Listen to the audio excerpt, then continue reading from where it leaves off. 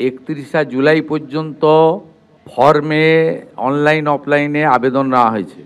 তো বন্ধুরা, তোমরা অনেকেই জানো যে 31 জুলাই পর্যন্ত কিন্তু আমাদের অন্নপূর্ণা ভান্ডারের ফর্ম জমা দেওয়া হয়েছিল অনলাইন অফলাইন। এবার টাকাটা ঢোকার কথা ছিল 1 আগস্ট থেকে, তো টাকাটা এখন পর্যন্ত ঢুকেনি কেন, সেই নিয়ে শুভেন্দু অধিকারী সরাসরি কিন্তু নিউজে বলে দিয়েছে। তো কি বলেছে তোমরা সম্পূর্ণ ভিডিওটা দেখতে থাকো। অনেকেই বলছে যে অনেকেই গুজব ছুটছে সোশ্যাল মিডিয়ায়, অন্নপূর্ণার টাকা বন্ধ হয়ে গেল। আমাদের মুখ্যমন্ত্রী শুভেন্দু অধিকারী এই নিয়ে কোনো এখনো মন্তব্য করেনি। শুভেন্দু অধিকারী এখনো পর্যন্ত বলছে আমাদের টাকা ঢুকবে, হয়তো লেট হচ্ছে।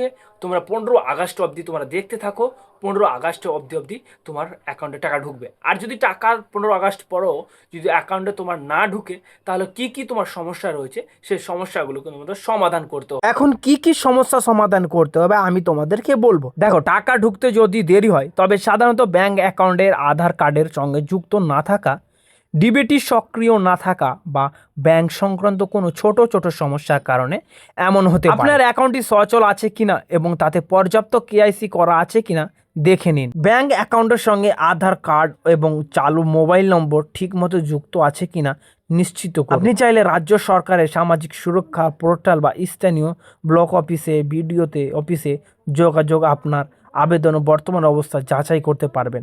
তো তোমরা বুঝতেই পারলে কেমন কি করতে হবে। তো ভয় পাওয়ার কোনো সমস্যা নেই, আমাদের 15 আগস্ট অবধি অপেক্ষা করতে হবে।